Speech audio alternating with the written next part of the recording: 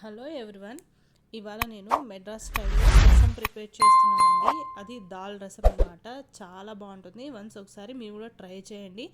ఈ రెసిపీకి కావాల్సిన ఇంగ్రీడియంట్స్ అన్నీ చూపిస్తున్నాను, మెన్షన్ చేసి మరీ చూపిస్తున్నాను చూడండి.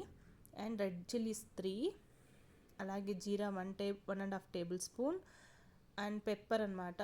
పెప్పరు నేనైతే ఒక ½ టేబుల్ స్పూన్ తీసుకున్నాను. మీ టేస్ట్ తగినట్టు వేసుకోండి. కోరియాండర్ సీడ్స్ లైక్ ధనియాలు ఉంటాయి కదా, అవి 1 టేబుల్ స్పూన్, పచ్చి కొబ్బరి, బెల్లం, గ్రీన్ చిల్లీస్ వచ్చి నేను 1 తీసుకున్నాను ఫ్లేవర్ కోసం. మీకు ఇష్టం లేకపోతే స్కిప్ చేస్తాను.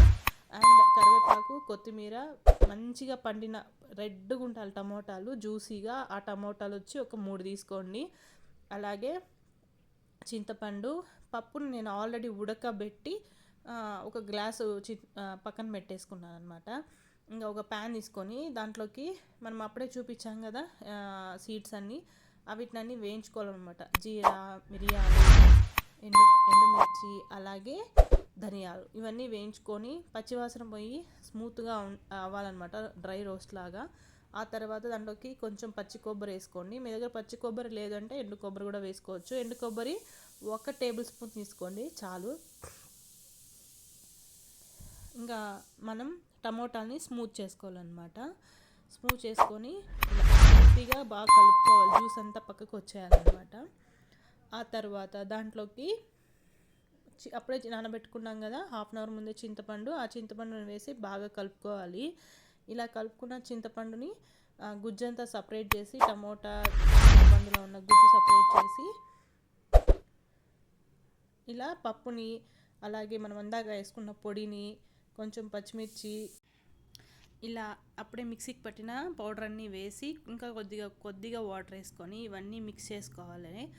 ఒక 2 మినిట్స్ మిక్స్ చేసేసుకొని ఇలా అన్నీ కలుపుకున్నాక దాంట్లోకి కొద్దిగా సాల్ట్, అలాగే కొద్దిగా పసుపు యాడ్ చేసుకోవాలన్నమాట.